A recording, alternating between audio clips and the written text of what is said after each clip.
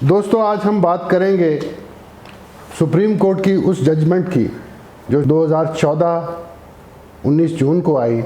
اور اختصار کی غرض سے جس کو ہم جیلانی ججمنٹ کہتے ہیں۔ میرے ساتھ شریک گفتگو ہیں سروپ اعجاز صاحب، ایڈوکیٹ ہائی کورٹ، اور وہ ایک انٹرنیشنل آرگنائزیشن کے ساتھ بھی کام کرتے ہیں۔ پاکستان میں ایک عرصے سے انسانی حقوق کے کارکن ہیں، اخبارات کے لیے لکھتے ہیں، ٹیلی ویژن پر اپنے تبصرے دیتے ہیں اور سینٹر فار سوشل جسٹس کے ڈائریکٹر ہیں۔ شیفر عزرا ایک نوجوان وکیل ہیں، لاء گریجویٹ ہیں، جورس ڈاکٹریٹ، اور وہ بھی ہمارے ساتھ شریک گفتگو ہوں گی۔ جیلانی ججمنٹ ویسے تو 19 جون 2014 میں آئی اور اس پہ کافی سارا کام امپلیمنٹیشن کا رہتا ہے، لیکن اس کی اہمیت اور خاصیت کیا ہے اس پہ بھی ہم بات کریں گے، اور اس پہ ججمنٹ پہ کوئی عمل درآمد کتنا ہوا ہے، اور اگر نہیں ہوا تو کیوں نہیں ہوا، اور کہاں کہاں اس پر عمل درآمد کی ضرورت ہے، اس پر تفصیل سے بات ہوگی۔ لیکن آغاز میں یہ میں ذکر کر دوں کہ 2014 کی یہ ججمنٹ پاکستان کی عدلیہ کی تاریخ میں ایک ڈیوائیڈر کی حیثیت رکھتی ہے۔ اس سے پیشتر جب بھی پبلک انٹرسٹ لیٹیگیشن یا مفاد عامہ کی جو قانونی چارہ جوئی ہے اس میں مذہبی اقلیتوں کو کبھی اتنا ریلیف نہیں ملا، اور دوسری جانب ہم یہ دیکھتے ہیں کہ 2014 کی اس ججمنٹ کے بعد جو عدلیہ کے اور فیصلے آئے ہیں اس میں ایک کوالٹیٹیو فرق ہے۔ بات شروع ہوتی ہے 1984 میں جب ایک احمدی اسپیسیفک لیجسلیشن ہوئی اور اس کے اوپر ظہیر الدین ورسز اسٹیٹ کیس انسٹیٹیوٹ ہوا۔ وہ 9 سال کیس عدالتوں میں گھومتا رہا، ہائی کورٹس میں اور سپریم کورٹ میں۔ جب 1993 میں اس کا فیصلہ ہوا تو وہ کوئی عدلیہ کے لیے یا حقوق کی جدوجہد کے لیے کوئی درخشاں باب کا اضافہ نہیں کرتا تھا۔ ظہیر الدین کیس کے بعد سپریٹ الیکٹوریٹ تھے پاکستان میں۔ 1987 میں ایک پٹیشن فائل ہوئی اور اس میں درخواست یہ کی گئی تھی کہ حلقہ بندیاں کی جائیں۔ مذہبی اقلیتوں کے جو نمائندے ہوتے ہیں صوبائی اسمبلی، قومی اسمبلی میں، ان کے لیے حد بندیاں ہونی چاہیے تاکہ پورا پاکستان اور پورا صوبہ حلقہ نہ ہو۔ وہ پٹیشن کبھی سننے میں نہیں آئی، کبھی اس کے اوپر بحث نہیں ہوئی، نہ ہی کوئی فیصلہ ہوا۔ پھر سن 1988 میں جسٹس افضل جلہ جب وہ لاہور ہائی کورٹ کے چیف جسٹس تھے تو ان کی طرف سے ایک ججمنٹ آئی جس کو بہت زیادہ سراہا گیا، اور اس ججمنٹ میں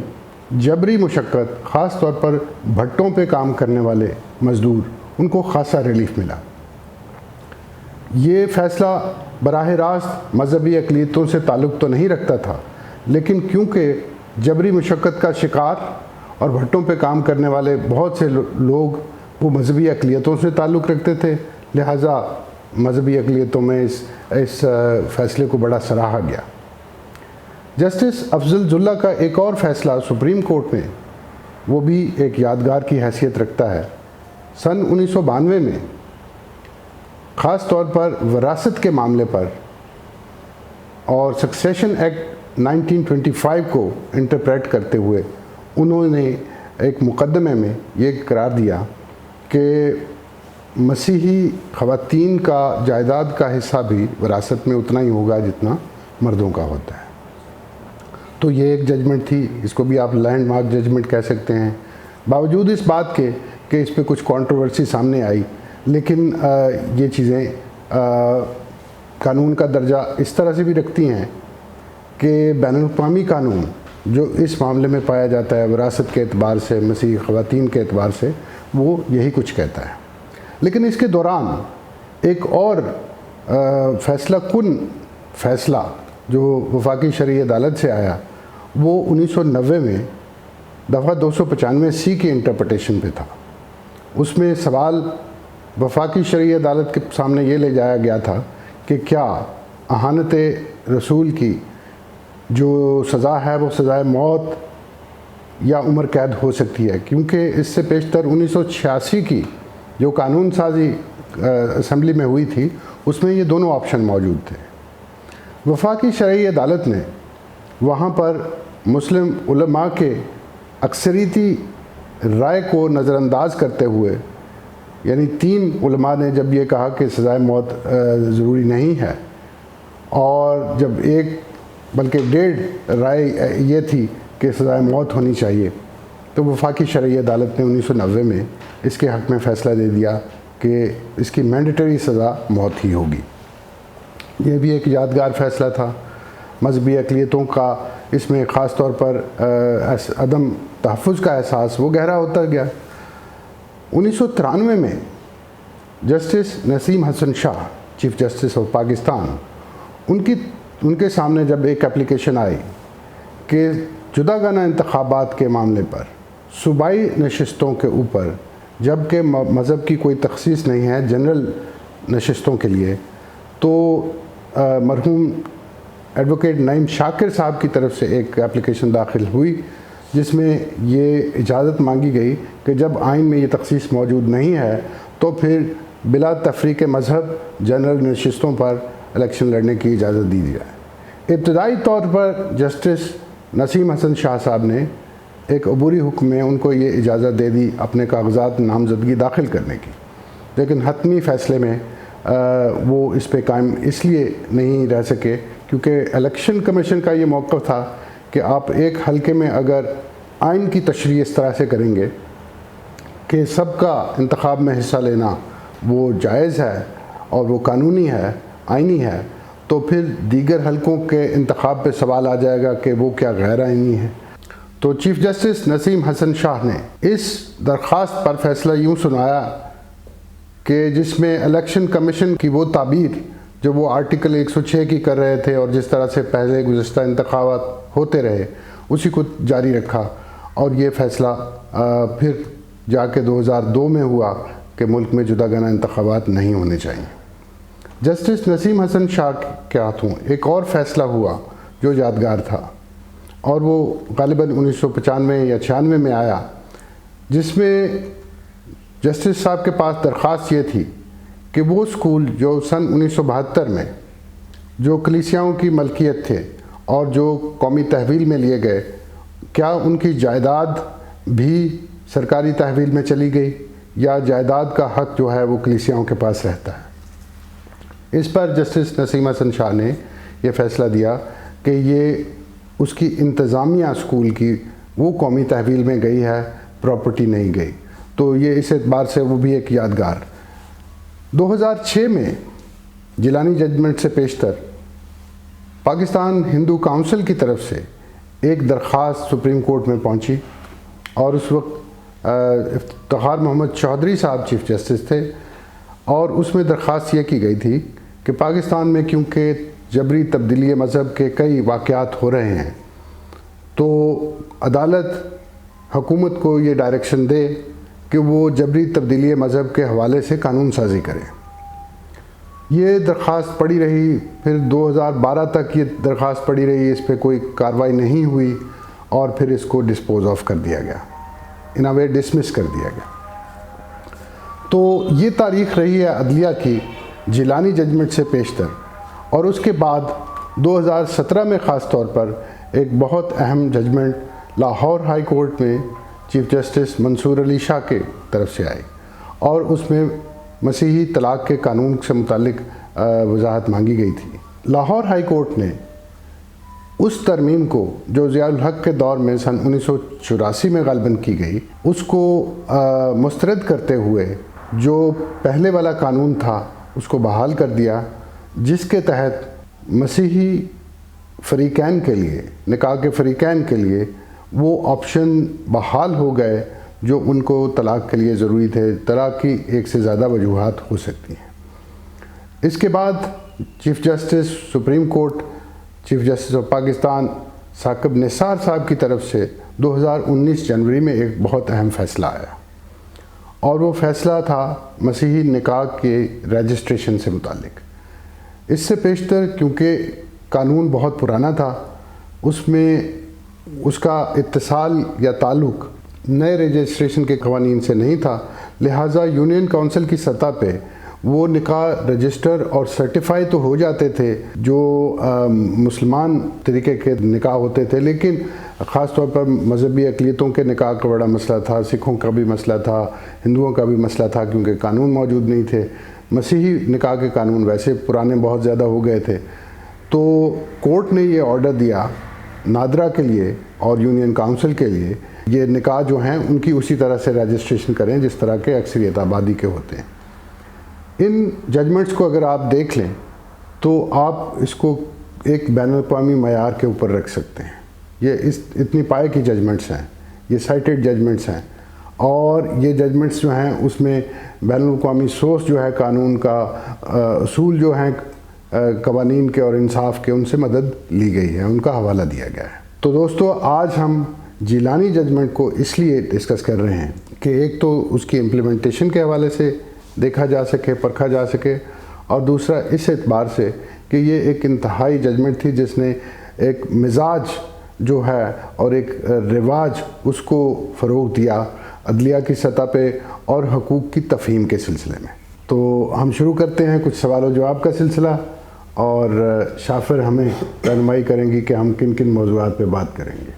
اس گفتگو کو ہم آگے بڑھاتے ہیں۔ میرا سوال آج کا ایڈوکیٹ بچا سے یہ ہے کہ chief justice Jilani supreme court 19 جون 2014 کے فیصلے میں کون کون سی نکات کو ترجیح، مطالبہ اور حکمت عملی بنانا چاہا؟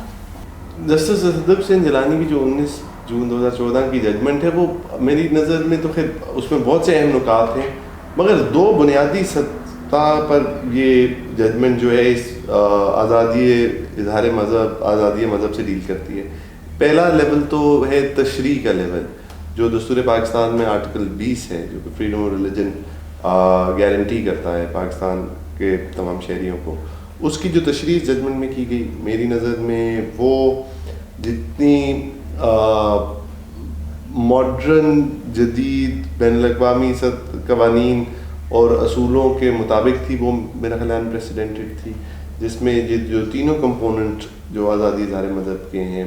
ٹو پروفیس، پریکٹس اینڈ پریچ، اپنی منشا کا مذہب رکھنا، اس پہ عمل کرنا، اس کا پرچار کرنا، وہ ایک بہت اہم بات تھی۔ ایک اور بہت اہم بات یہ تھی کہ یہ کہنا کہ پاکستان کا آئین، جس کا ایک اسلامی تشخص ہے اور اس کی جو بھی تشریح کی جاتی ہے، اس میں یہ سمجھا جاتا ہے کہ جو آئین کا بنیادی تشخص ہے، یہ جو آئین میں کچھ جگہ پہ کہا بھی گیا کہ ایسا کوئی قانون نہیں بنے گا جو اسلام سے، شریعہ سے متصادم یا منافی ہوگا ان کے، لیکن یہ کہنا کہ جو آرٹیکل 20 ہے یہ ظاہر ہے اسلامی تشخص، آئین کے اسلامی تشخص کے تابع نہیں ہے۔ یہ بہت ضروری بات تھی یہ کرنا، کیونکہ دوسری جو سطح ہے وہ جو آپ نے سوال کیا حکمت عملی کے لیول کی ہے، جس میں ٹھوس اقدامات کرنے کی، نہ صرف یہ ایک اصول کی بات، تشریح کی بات، بلکہ ٹھوس اقدامات جو کہ حکومتیں، وفاقی اور صوبائی حکومتوں نے کرنے تھے، جس میں ظاہر ہے ان کے 7 آرڈرز ہیں جن کی ڈیٹیل میں بات کر سکتے ہیں۔ نصاب میں سے اشتعال انگیز یا نفرت انگیز مواد کو نکالنا، ایک empowered functional national council for minorities بنانی، ان کی پروٹیکشن کے لیے ٹاسک فورسز بنانی، ان کی عبادت گاہوں کی پروٹیکشن کرنی، اور دیگر اس طرح کی باتیں۔ تو میرا خیال ہے کہ جو تصدق حسین جیلانی، اور تیسری جو اہم بات تھی وہ یہ کہ ان لائک ادر پروسیڈنگس، یہ فیصلہ کر کے یہ فائل بند نہیں کی گئی۔ یہ کہا گیا کہ سپریم کورٹ اس میں یہ مقدمہ جو ہے وہ زیر سماعت رہے گا، اور سپریم کورٹ یہ جو آرڈرز ہیں جن کی میں بات کر رہا ہوں، 7 آرڈرز، ان کی امپلیمنٹیشن کو خود اوورسی کرے گی، اور بعد میں ایک کمیشن بن گیا۔ تو میرا خیال ہے کہ جہاں تک حکمت عملی یا لائے عمل کی بات ہے، تو اس کا ایک روڈ میپ تو بہت ٹھوس طریقے سے فیصلے میں دیا گیا ہے، اور ظاہر ہے کہ پاکستان کی اب، اور کیونکہ سپریم کورٹ کا فیصلہ ہے، تو پاکستان کے تمام حکومتی اداروں اور حکومتوں پر یہ اس کی کمپلائنس کرنا، اس میں عمل درآمد کرنا جو ہے وہ واجب ہے، اور ظاہر ہے پھر یہ دیکھا جا سکتا ہے کہ کمپلائنس اس طرح ہوئی کہ نہیں جس طرح، خاص طور پہ جس طرح عدالت انویزج کر رہی تھی، جتنا یہ تاریخی فیصلہ تھا۔ میرا دوسرا سوال سر پیٹر جیکب سے ہے. جنانی فیصلے پر کس حد تک عمل درآمد ہوئی اور اگر نہیں ہوئی تو اس کی کیا وجوہات تھیں؟ 19 جون 2014 کے فیصلے میں خاص بات یہ تھی جو کسی اور فیصلے میں کم ہی ملتی ہے کہ عدالت نے یہ کہا کہ اس مقدمے کی فائل کھلی رہے گی. سپریم کورٹ میں یہ مقدمہ جاری رہے گا اور اس کے اوپر عمل درآمد کی رپورٹ وہ جمع کروائے گی گورنمنٹ. نہ صرف بلکہ شکایت کنندگان درخواست دہندہ وہ بھی کورٹ میں آ کے اپنا موقف بیان کر سکتے ہیں کہ ان 7 معاملات پر جو عمل درآمد تھا وہ کس حد تک پہنچا یا اس میں اگر کوئی کمی پائی جاتی ہے. تو 8واں حکم جو ہے نا وہ ایک طریقے سے عدالت نے اپنے آپ کو دیا کہ یہ فائل کھلی رہے گی. کہاں تک یہ عمل درآمد ہوا؟ گزشتہ سال 2019 جون میں ہم نے سینٹر فار سوشل جسٹس نے ایک جائزہ تیار کیا اور اس کے اوپر باقاعدہ سائنسی انداز میں اسیسمنٹ کیا کہ کس طرح سے اس پر عمل درآمد ہوا ہے ان تمام احکامات پر، 7 احکامات پر، اور کیسا نہیں ہوا. ہماری جائزہ کی بنیاد وہ تمام رپورٹیں تھیں جو صوبائی حکومتوں نے اور وفاقی حکومت کے اداروں نے سپریم کورٹ کے اندر جمع کروائی تھی. ہم نے اس بات کا بھی جائزہ لیا کہ کیا یہ دعویٰ عمل درآمد کا وہ حقیقی ہے یا صرف کاغذوں پہ ہے. اور یوں ہم اس نتیجے پہ پہنچے کہ سپریم کورٹ کے احکامات 5 سال گزرنے کے بعد 24% سے زیادہ عمل درآمد نہیں ہوا. اور وہ یہی وجہ ہے کہ آج 2020 میں بھی ہم اس بات پہ تقاضا کرتے ہوئے، مطالبہ کرتے ہوئے پائے جاتے ہیں کہ پاکستان میں ایک نیشنل مائنورٹیز کمیشن قانونی بنیادوں پر استوار ہونا چاہیے اور قائم ہونا چاہیے. یہ اس وجہ سے بھی تھا کہ اس ججمنٹ میں وہ امید کی کرن نظر آئی تھی جو اس سے پیشتر نہیں ہو سکی تھی. یہ پاکستان کے قیام کی 67 سال بعد ایک اس طرح کی ججمنٹ آئی تھی، اور خاص طور پر ظہیر الدین ورسز اسٹیٹ کیس جو ہے اس کے 21 سال بعد مذہبی آزادی کا، جس کا ذکر سروپ صاحب نے کیا ہے، مذہبی آزادی کی تشریح بہت وسیع تر طریقے سے کی گئی تھی. اس میں تو بالکل مایوسی ہوئی تھی، پاکستان کی جگہ سائی ہوئی تھی، تنقید ہوئی تھی کہ سپریم کورٹ یہ کیسا فیصلہ دیتی ہے کہ وہ سمجھتی ہے کہ یہاں پر شہریوں کے حقوق اور آرٹیکل 20 کا اطلاق، مذہبی آزادی کا اطلاق، وہ فرق طریقے سے ہو سکتا ہے مذہبی پس منظر کی وجہ سے. تو اس اعتبار سے آپ کہہ سکتے ہیں کہ ابھی تک اس پر عمل درآمد 6 سال گزرنے کے بعد بھی 24% سے زیادہ نہیں ہوا. سورب صاحب سے ہے کہ national commission for minorities right کو قانونی حیثیت دینے میں کون کون سی بنیادی رکاوٹیں ہیں؟ نیشنل کمیشن فار مائنورٹیز کو ایک فنکشنل یا فعال طریقے سے یا آزاد نیشنل کمیشن فار مائنورٹیز نہ بنانے کی بنیادی وجہ تو لگتی ہے کہ جو پولیٹیکل ول ہے، جو سنجیدگی چاہیے اس معاملے کے لیے، وہ نہیں ہے. اور ہم نے دیکھا ہے کہ باقی جو نیشنل ہیومن رائٹس انسٹیٹیوشنز ہیں، چاہے وہ national commission for human rights ہو یا دیگر کوئی بھی ادارے ہوں، تو حکومت جو ہے ہماری وہ ابھی تک یہ شاید تسلیم کرنے کو تیار نہیں ہے کہ جو نیشنل ہیومن رائٹس انسٹیٹیوشنز ہوتے ہیں وہ ریاست کے ادارے تو ہوتے ہیں، وہ حکومت کے ادارے نہیں ہوتے. وہ ان کو انڈیپینڈنٹ کرنا، ان کو فائنینشیل ایڈمنسٹریٹو آٹونومی دینی، بنیاد جو بین الاقوامی پرنسپلز ہیں نیشنل ہیومن رائٹس انسٹیٹیوشنز کے، جس طرح پیرس پرنسپلز ہیں، ان پہ عمل درآمد کرنا، یعنی کہ یہ حکومتی عہدیداران جو ہیں وہ اس طرح کی کمیشنز کو ہیڈ نہیں کریں گے. تو ایک تو شاید بنیادی سطح پر نیشنل ہیومن رائٹس انسٹیٹیوشنز کے بارے میں کنفیوژن پائی جاتی ہے. نیشنل کمیشن آف مائنورٹیز کا فعال نہ ہونا یا امپاورڈ نہ ہونا، اس کی بنیادی وجہ تو لگتی یہ ہے کہ جو شاید ایک سنجیدگی کی کمی ہے حکومت کی طرف سے. اور یہ ہم نے دیکھا ہے، ہماری جو پچھلی حکومتیں بھی، یہ حکومت بھی، ان کی کنفیوژن ہے ان کے دماغ میں نیشنل ہیومن رائٹس انسٹیٹیوشنز کے بارے میں. وہ یہ تفریق کرنا کہ یہ ریاست کے ادارے یا کمیشنز تو ہوتی ہیں پر یہ حکومت کی نہیں ہوتی, یہ حکومتی کنٹرول میں نہیں ہوتی, اور ان کا جو the entire premise of an autonomous national human rights institution is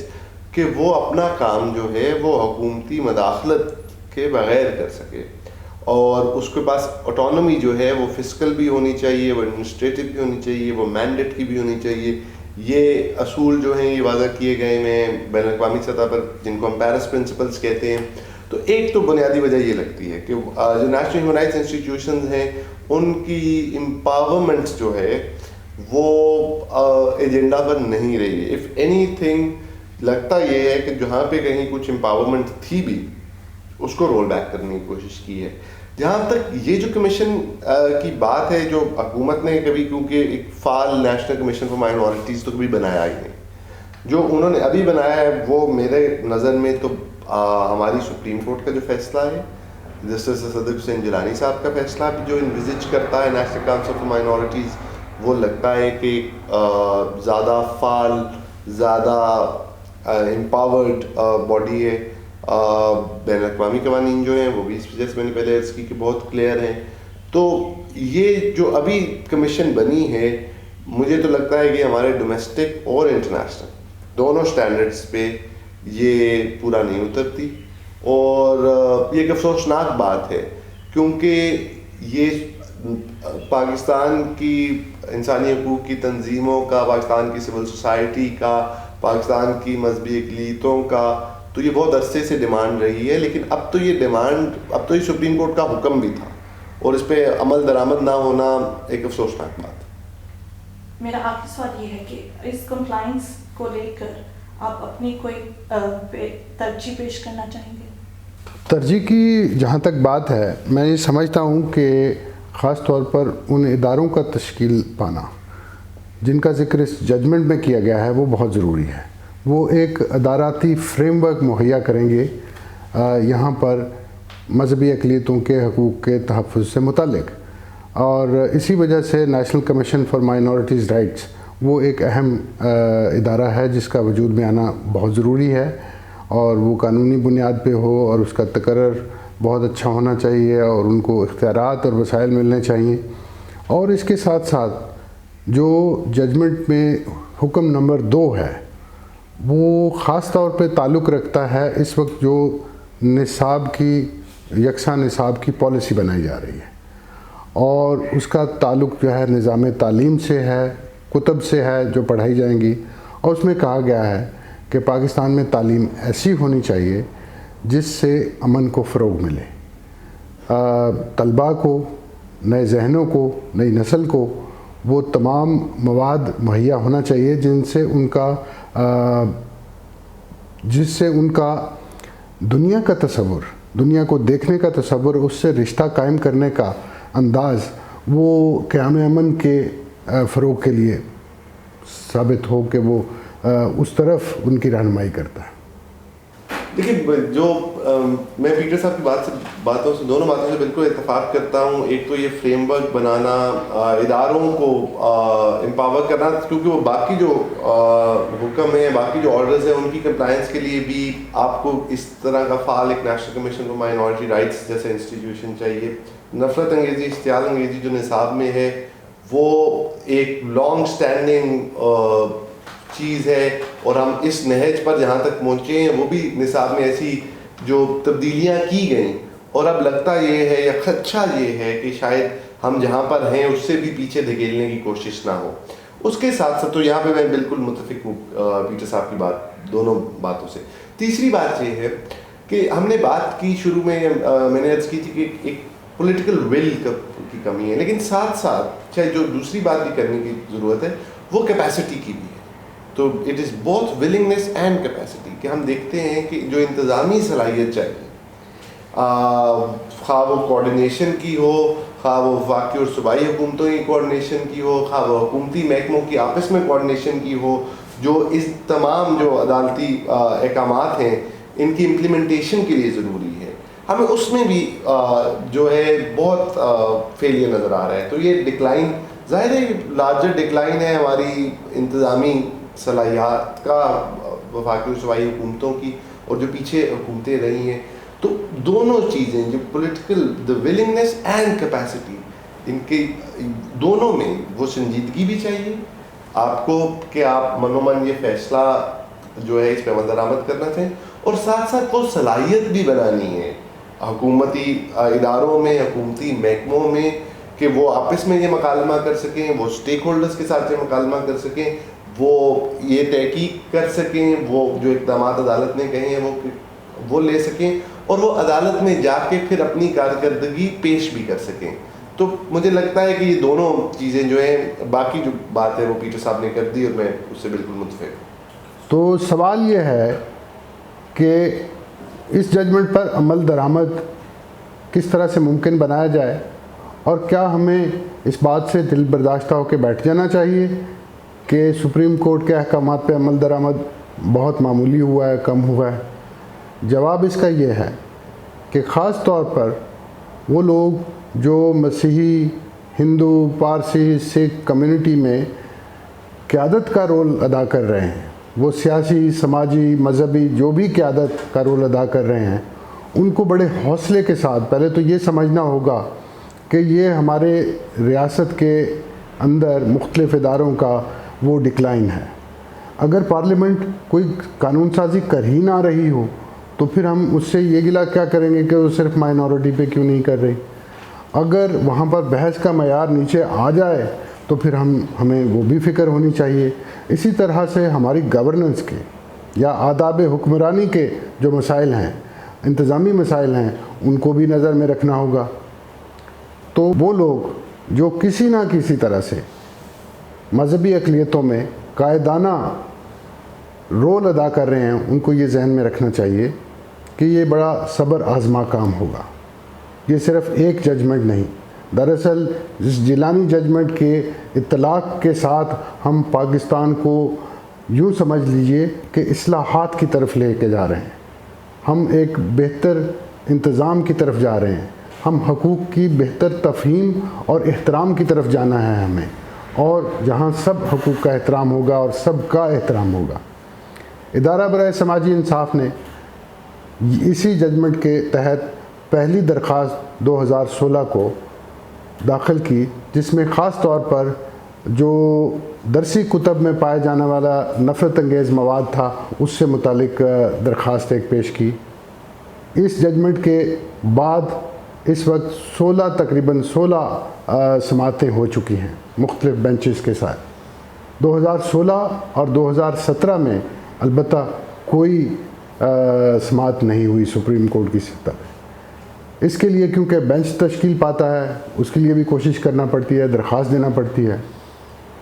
پھر 2018 میں ثاقب جیلانی ایڈوکیٹ, ان کی طرف سے ہم نے ایک مدد ملی اور ایک اور درخواست داخل کی, اور جس میں یہی بتایا گیا کہ نظام تعلیم میں کیا کیا تعصبات اور امتیازات پائے جاتے ہیں. اور پھر 2020 میں human rights commission of Pakistan, Cecil and Iris Chaudhry foundation کی